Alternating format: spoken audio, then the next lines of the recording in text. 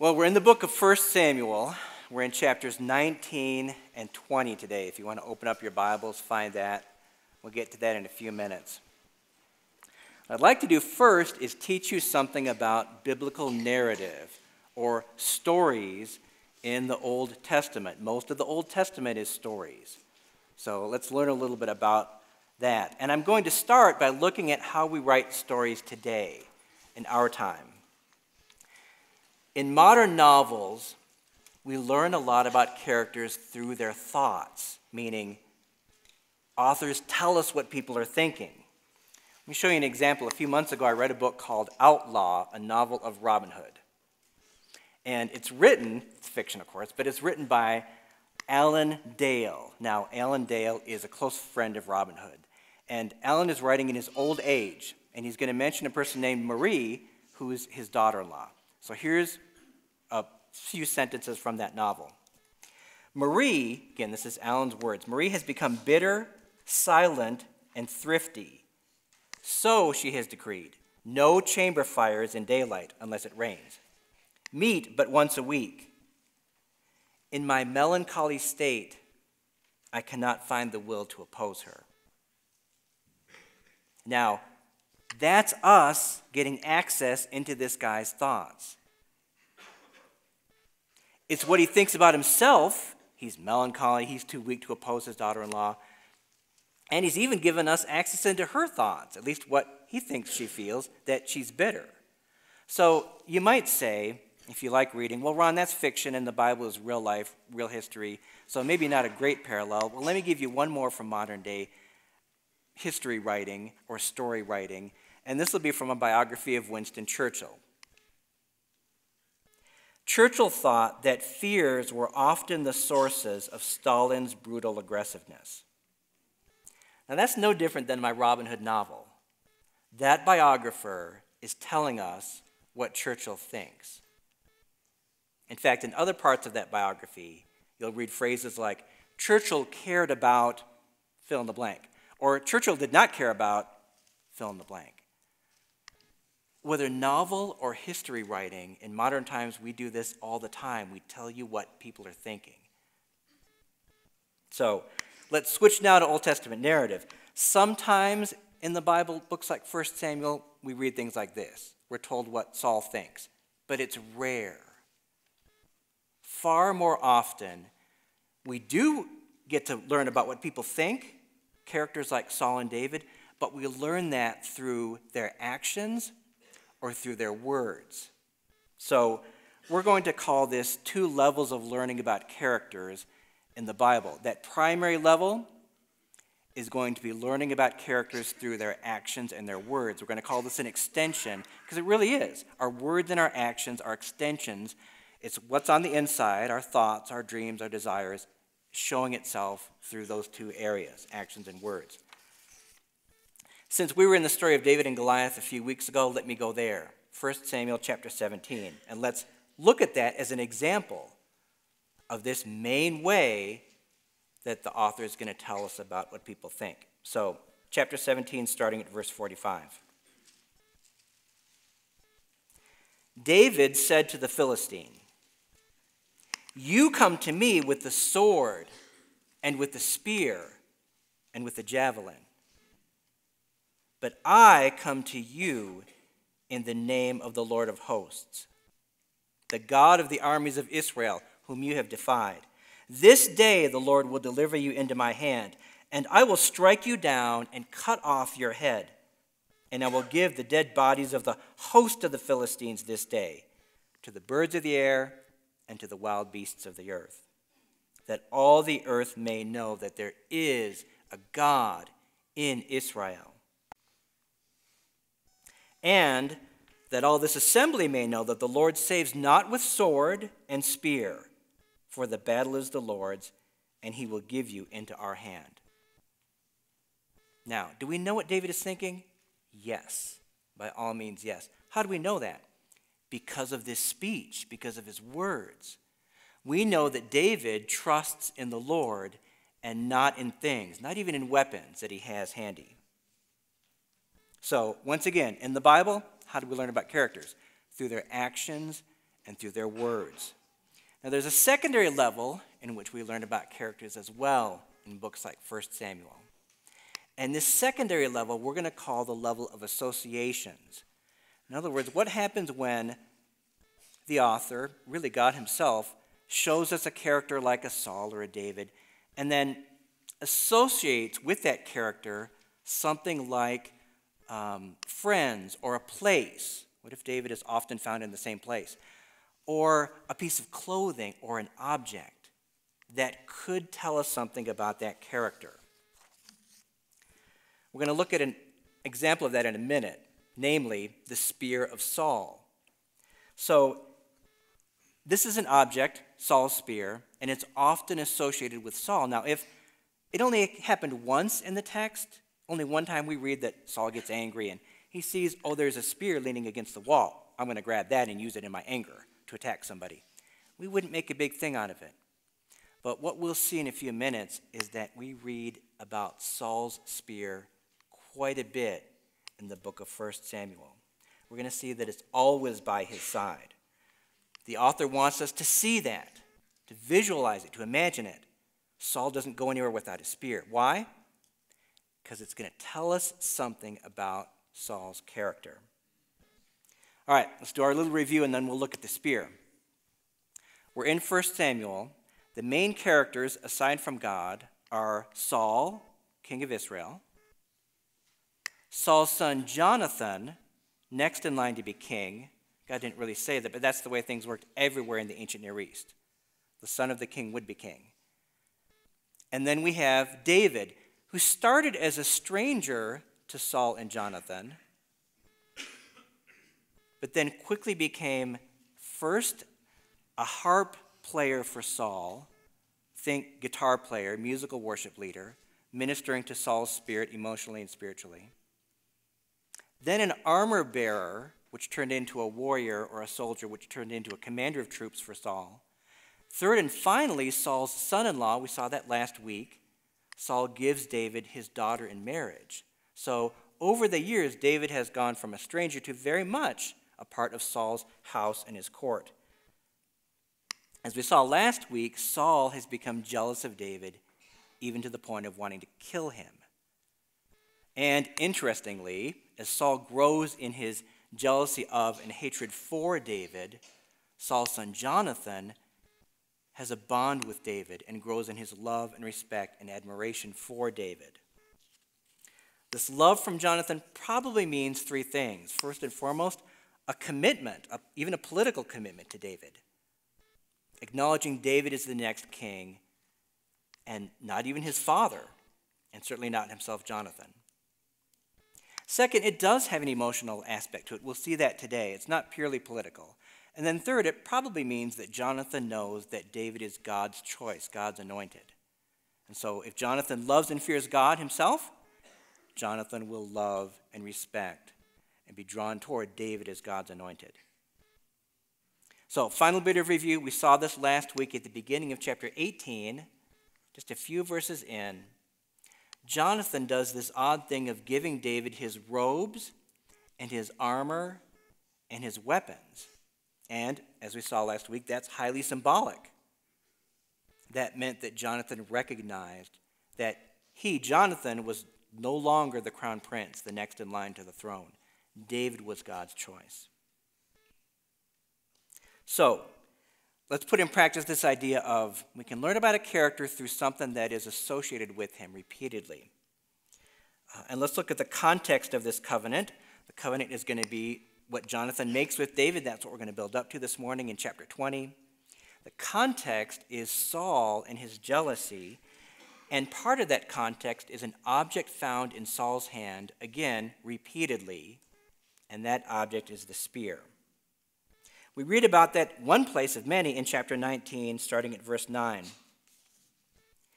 Then a harmful spirit from the Lord came upon Saul as he sat in his house with his spear in his hand. You kind of get the idea that it's always there. And David was playing the lyre. And Saul sought to pin David to the wall with the spear. But he eluded Saul so that he struck the spear into the wall. And David fled and escaped that night. This is actually one of 3 times that Saul gets so angry, he takes his spear. It's going to be right there. He doesn't have to go look for one in the next room. And tries to kill someone. 2 times it's David. The 3rd time it's his own son Jonathan that Saul tries to kill. The sword and the spear, those 2 weapons, are found repeatedly in 1st and 2nd Samuel. And they're going to be symbolic. In fact, let's look at one of those places. We already looked at it, and that's back in chapter 17, the David and Goliath story. Let me read to you those verses again. This time, listen for those 2 terms, sword and spear. What we're going to see is that in David's speech, he bookends his speech with the 2 terms. You'll see it at the beginning. Bookending means it comes back at the end as well. So let me read verse 45 again, chapter 17. David said to the Philistine, "You come to me with the sword and with the spear and with the javelin." Those 2 are synonyms. They're kind of the same thing. "But I come to you in the name of the Lord of hosts, the God of the armies of Israel, whom you have defied." Skip to verse 47, the end. "And that all this assembly may know that the Lord saves not with sword and spear, for the battle is the Lord's, and he will give you into our hand." If you read through 1st and 2nd Samuel, those 2 items, those 2 weapons, sword and spear, come up in relation to the Philistines. They're associated with the Philistines. In a passage completely outside of this, chapter 17, you'll see those 2 things mentioned as the Philistines have them. Here in chapter 17, they're associated with whom? Goliath. What will be associated with Saul? I've given you a heads up on what we'll see, and that's the spear. But what is associated with David? What is his weapon? It's a sling and stones. It's not a sword. It's not a spear. In fact, it's really not even a sling and stones, is it? It's really God's name, God's presence, his sovereign power and authority. That's David's real weapon. And Jonathan, we're not going to go into this today, but if you read about Jonathan, his weapon also is not a sword or a spear. It's a bow. So you've got this neat contrast between 2 weapons that stand for man trusting in himself, sword and spear, and then a contrast with David and Jonathan. Before we look at a couple more verses where this spear is held in Saul's hand all the time, let's look at what this spear looks like. Spear would have had a pretty wicked blade at the end of it. We're talking razor sharp, pretty thick, not a small point to an arrowhead, for instance. Now, in this picture, you'll see another metal object that does look like an arrowhead. That's going to be at the other end of a long wooden shaft, at least in nicer spears, and Saul would have had a nicer spear. He's king of Israel. What did the whole spear look like? Well, pretty long, higher than the height of a tall man. And in this picture, too, you see that the bottom of the spear has this metal point to it. Why did they do that? Well, if you want to stick a spear in the ground, you don't want to hold it in your hand anymore, this is the best way to do it. We would tend to think, oh, if your blade is on top, you invert it 180 degrees, and then you thrust that into the earth. But that would have dulled the blade. That wasn't a good practice. So again, nicer spears had this bottom point, put it in the ground. Second purpose for this was if your spear got broken in battle, whatever end or half you're left with is still a weapon because they both have points. So nicer spear, Saul would have had a nicer spear, not a junky one. And this is what it would have looked like. Okay, back to the book of Samuel. In 1 Samuel, the word spear occurs 18 times. Now, that may or may not be significant. We've got to look at other books. How often does that word occur in the Old Testament? But in all the other books of the Bible, spear only occurs a handful of times, meaning literally I can count them on one hand. In the book of Job, that's a long book, spear occurs twice. In the book of Psalms, that's a long book, spear occurs 3 times. In the book of Isaiah, wow, that's a really long book, spear occurs only once. In 1 Samuel, 18 times. Why? Many of those are Saul and his spear. Let's look at a couple verses. We've already seen chapter 19 where Saul tries to kill David. And I mentioned there are two other times when Saul takes spear in hand and tries to kill somebody. Let's put those aside and see some regular verses, maybe not as significant as trying to kill a family or relative. 1 Samuel chapter 22, verse 6. Now Saul heard that David was discovered. So, little pause here in 1 Samuel 22. David knows that Saul is trying to kill him. He is fleeing, separated himself, hiding away from Saul. And here we're reading, Saul gets word, at least he thinks he has word on where David and his little band is. So, let me get back into the verse. Verse 6. Now Saul heard that David was discovered and the men who were with him. Saul was sitting at Gibeah under the tamarisk tree on the height with his spear in his hand, and all his servants were standing about him. So again, he's not in battle, but whenever he's just hanging around, his spear is there with him.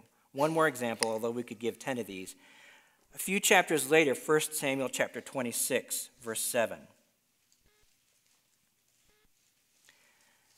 David and Abishai went to the army by night, meaning Saul's army. And there lay Saul sleeping within the encampment with, guess what is right next to him? His spear stuck in the ground at his head, and Abner and the army laying around him. Do you get the idea? Saul always has the spear with him. He does. Not just in battle. I think what the author of 1 Samuel is showing us is that Saul lives in a state of anxiety. After all, he's got bodyguards around him, people that have weapons. He doesn't need to do this. But Saul is no longer trusting in the Lord God of Israel. He's trusting in his own strength, perhaps not even trusting in the bodyguards that are around him. Maybe think of it this way. There's a guy in my neighborhood that likes walking, good for him, and he does it every day, and he walks with a stick. And I'm not talking about a walking stick. You know what a walking stick is. It's lightweight. You poke the ground with it at every step. I guess it kind of helps to exercise your arms a little bit, or if you're climbing up the sandias, helps you with stability. Not a walking stick. This guy, my neighbor, has a stick that's about 2.5, 3 feet long, about an inch thick, and it's hardwood. It's not lightweight. And it doesn't touch the ground. He swings it as he walks. Have you seen guys that do this? I think there are a few reasons for doing this. I won't go into all of them, but one of them might be if there is a dog that's loose and is getting territorial and wants to attack my friend, the neighbor, my friend has got something to defend himself with. Here's what would be odd. What if my friend took that stick with him everywhere he went? Wouldn't that be kind of odd? So he goes into the grocery store to buy groceries, and it's a stick. You can't hide it because it's 3 feet long, 1 inch thick. He goes into McDonald's to have lunch. He brings the stick with him. He comes to church here at Desert Springs Sunday morning. He's got the stick with him, and it's leaning next to him in his seat. That'd be odd. Now, you might say, Ron, maybe kings in ancient Israel were different. Maybe it was okay that they carried something like this at all times. And I'd say, no, it wasn't normal. Kings didn't do this. They wore weapons in battle, or they wore them for ceremonies. So they'd put on a real fancy sword in a ceremony, but they didn't wear weapons all the time. And if they did pick a particular day in which nothing big was happening, no ceremony, and they just wanted to wear something, they'd wear a sword. Why? Because you can put it on a belt and keep your hands free. You wouldn't drag a spear around. So not only to our ears, but to the ears of Israelites thousands of years ago, this seemed odd. And it's telling us something about Saul's character. So, to summarize, the spear and the sword as well in the book of Samuel are symbols of man trusting in himself. What David trusts in is the Lord. His name, his presence, and the Lord's sovereign plan for David's future, for David's life. So next, let's look at the care that Jonathan feels and pledges to David. This is going to be point 2 in your bulletin. The care behind the covenant. David and Jonathan again have spent a number of years together, and the book of 1 Samuel describes Jonathan's commitment toward David in a number of different ways. We'll look at 2 of those this morning. The first, briefly heard about this last week, is the word love. Let's go back to 1 Samuel chapter 18.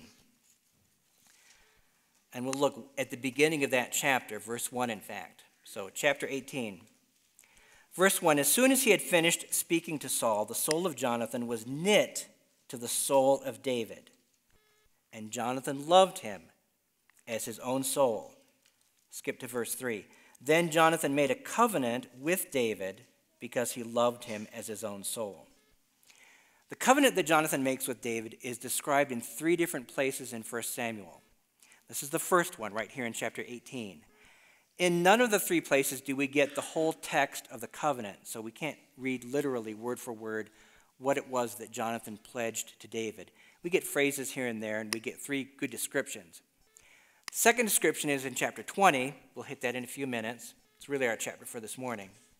And then third, in chapter 23, we read about this covenant. We're not going to look at that today, and chapter 23 might be a reaffirmation of chapter 20. So let's go back to that word love. Jonathan loved David. And let's admit, this sounds a little bit odd between 2 guys to use that word, guys that aren't family members. I mean, it's totally normal for a father to say to his son, I think I said it to Jared a week ago, I love you. And for a son to say that to a father. For guys that are good buddies, I don't think they use the word love all that much. I think it's possible, but it's not all that common. I think it's more common for ladies. Saw a young lady in church on Facebook a couple weeks ago, I won't say her name, and she's got her arm around her best friend, and the caption is something like, love my bestie, or, great day spent in the mountains with your girlfriend. Now, guys usually don't do that. They don't say love your bestie, and they don't say great day with your boyfriend. It's just not a part of our culture. So the question is, was it a part of their culture to do that, to use that word love? And the answer is yes.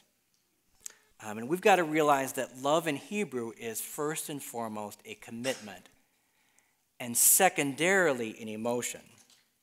So it's really the opposite of our English word love. For us, in our culture, it's first and foremost an emotion, and second, it may or may not be a commitment.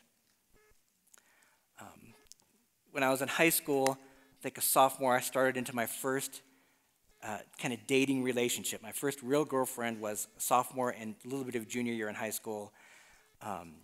And that was my first experience of me being a couple with somebody else, with the girl. And I remember this love note I wrote to her, and I used this sentence, I will love you forever.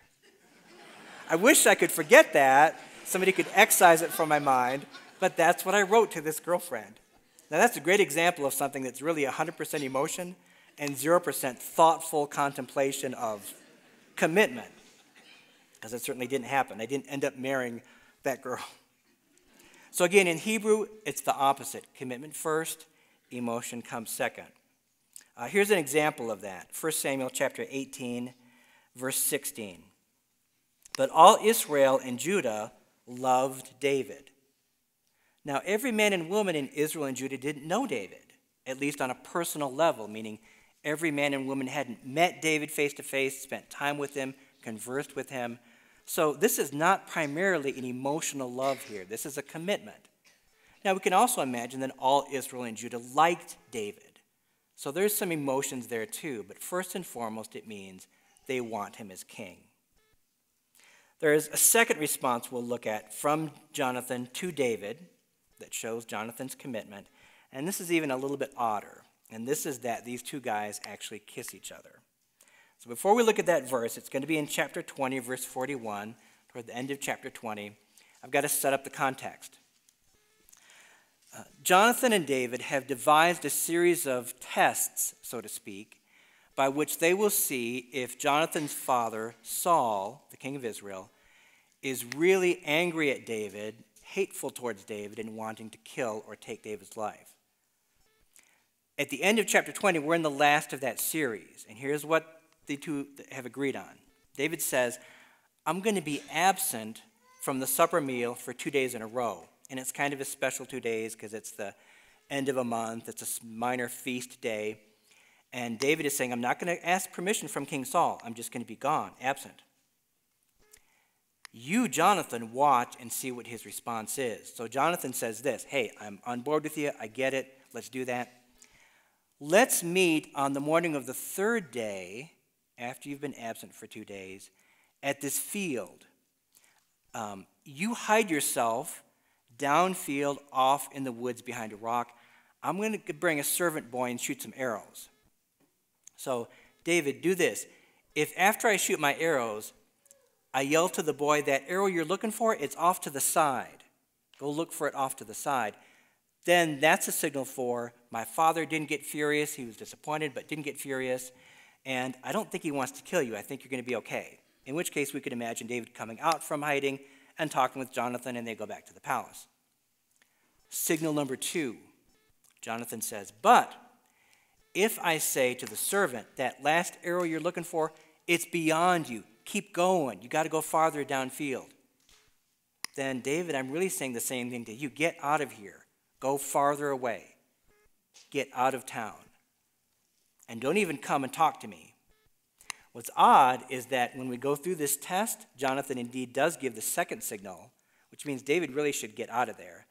And David, because these guys have this strong male bond, this friendship, that is not romantic in any way, but a great male friendship, David has somewhat of a risk to his life by coming out and talking to Jonathan after the servant has left.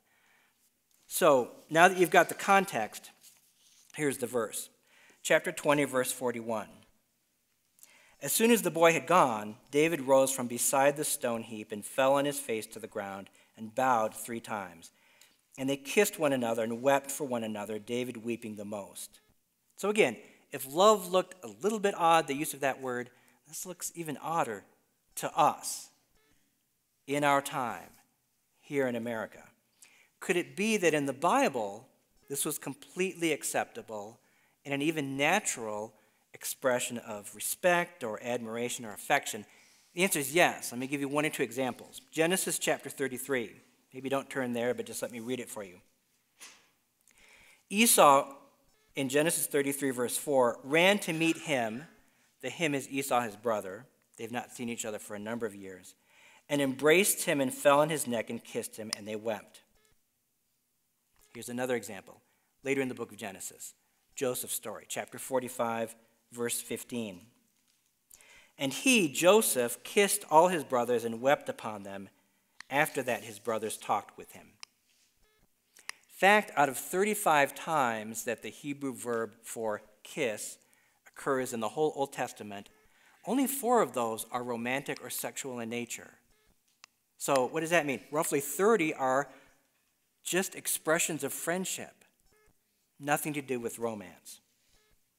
So I heard a great example of this just a couple weeks ago. I've got to share it with you. You'll know that we have a missionary couple in France. I'm just going to call them Clark and Katie, but that's not their real names. And they arrived there a few weeks ago. Well, they visited a church a few weeks ago. And before the service started, Clark is in the basement hanging up the coats for the family. And Clark turns around, and there's a young lady, French, who says something in French. He can't quite make it out. And she leans in toward his face. So Clark is thinking, okay, this is pretty odd here. So Clark thinks, the coat rack is behind me. She must be leaning in to look at something, to get something out of a pocket of her coat or something like that. So our friend Clark leans away, and then he leans off to the side thinking, she's going to keep going straight and miss him. Her face starts following his, getting closer and closer and closer, like, 2 inches away, way inside of his personal space. Meanwhile, Katie, Clark's wife, Katie, is about 10 feet away, amused by the whole thing, because Katie knew that what the lady said in French was a little kiss, and she simply wanted to plant what's probably just an air kiss on each of Clark's cheeks as a welcome for the church. So when I heard that, I thought, wow, what a great illustration that in our world, there are dozens of countries where people can kiss, and it has nothing to do with romance. It's a sign of friendship. In fact, in some countries, it's only appropriate for men to kiss men and women to kiss women. It shouldn't be done cross-gender. But apparently in France, anything goes. So it was fine for them to try that. All right, so context of 19 and 20, those 2 chapters in 1 Samuel. You've got Saul, the king of Israel, hating David, wanting to take his life. The spear symbolizes that, along with a number of other things. Jonathan is willing to give up everything, his throne, even his life, because he knows that David is God's anointed, God's chosen one. This leads us to our third and last point, the covenant itself. So this brings us to chapter 20. Chapter 20 is pretty significant. Why? For many reasons. Here's one. Jonathan and David talk to one another. And it's actually the only chapter in the Bible where Jonathan and David converse with each other. We get to listen in on their conversation. Now, they have probably had hundreds or thousands of conversations. But in God's providence, this is the one that we get to listen to. So there's something significant going on here. Let's dive in and start reading. So chapter 20, starting at verse 12.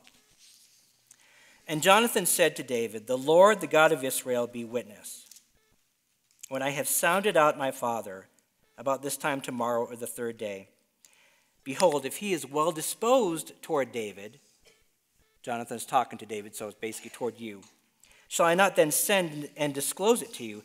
But should it please my father to do you harm, the Lord do so to Jonathan and more also, if I do not disclose it to you and send you away, that you may go in safety.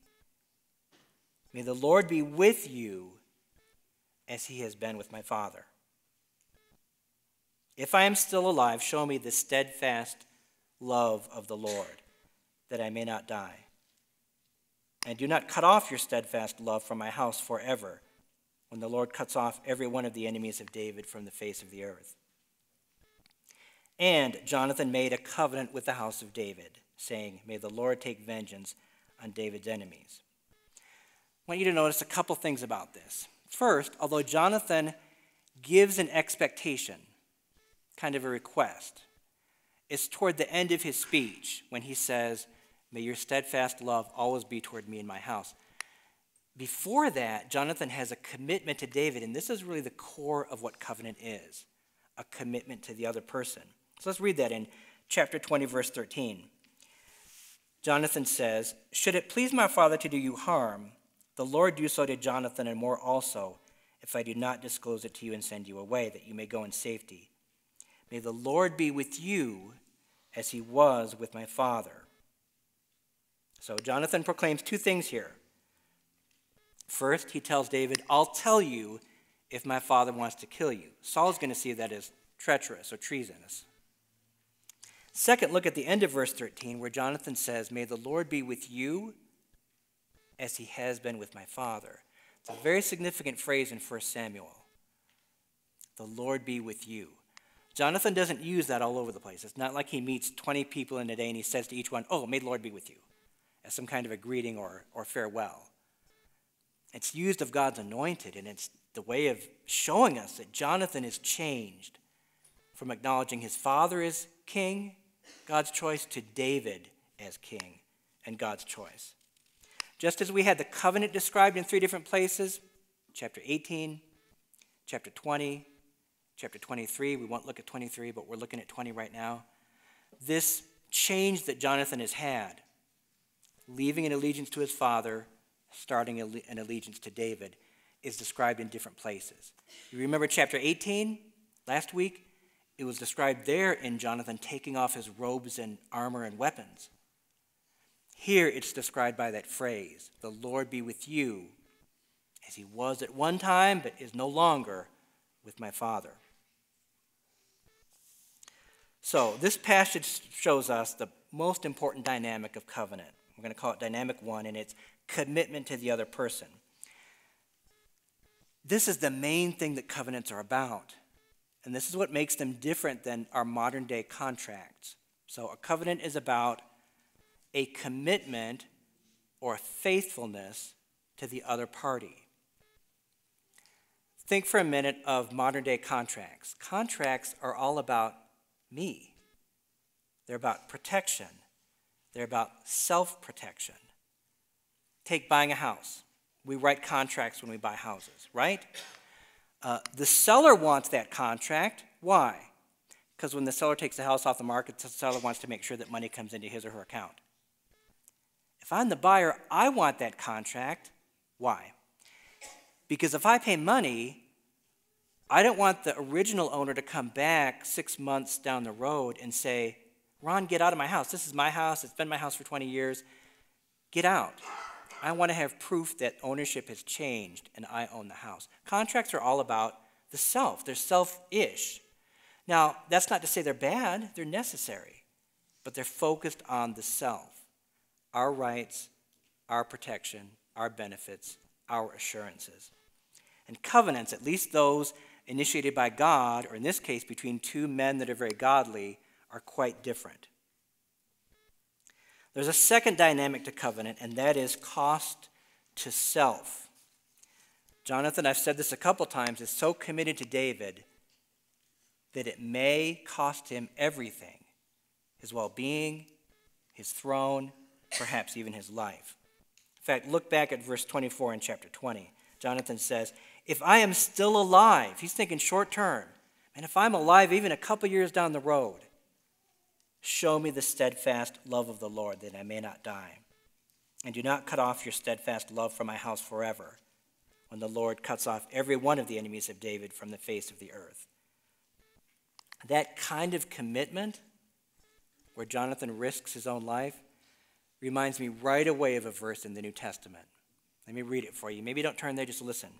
Jesus says this in Luke chapter 14, verse 26. If anyone comes to me and does not hate his own father and mother and wife and children and brothers and sisters, yes, even his own life, he cannot be my disciple. Now, wow, did you hear that word hate in that verse? Does Jesus literally mean that we're supposed to hate family members? Let me tell you the answer to that is no. Okay, Ron, why did he use the word hate then?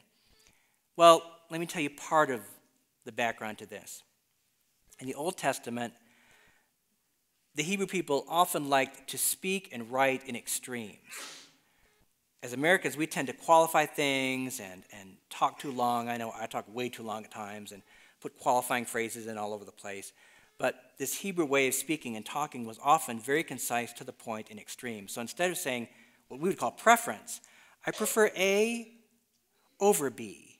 I like a little bit more than B, and here's why. The Hebrew might just say, I love A, I hate B. But not hate in our sense of the word hate.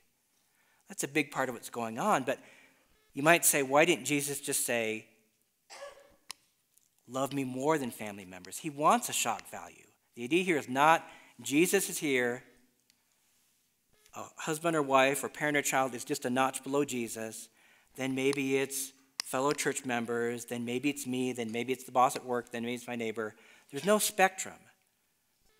There's only Christ.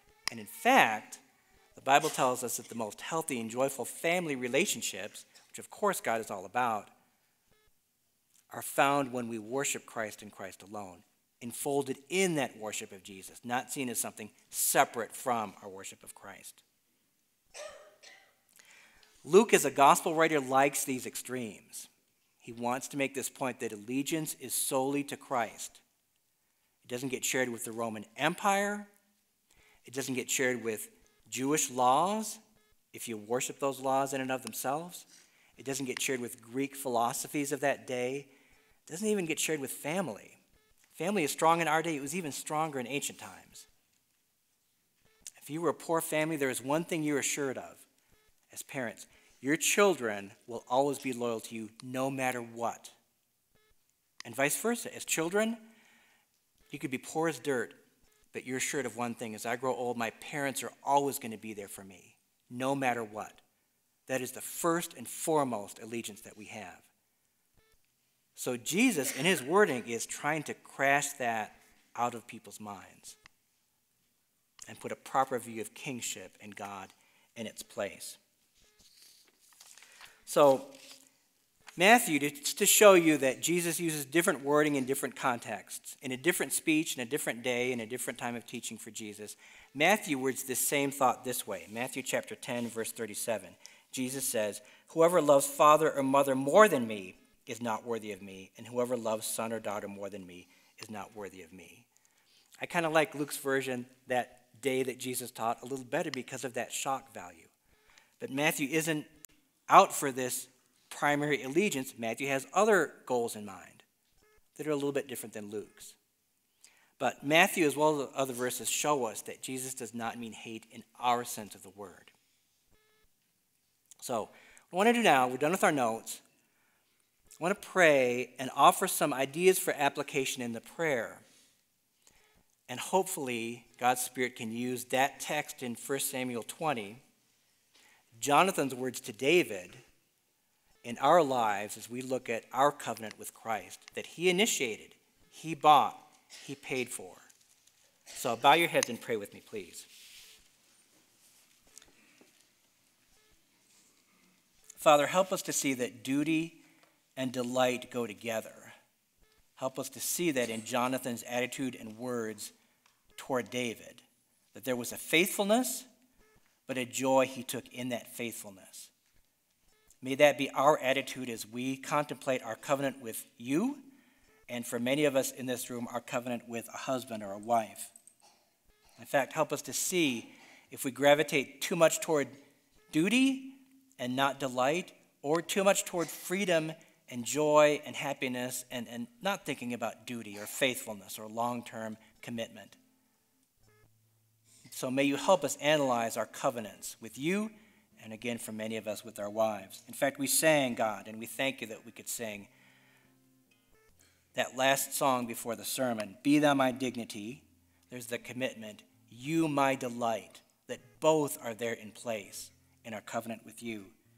High King of Heaven, there's the commitment, My treasure you are. There's the delight.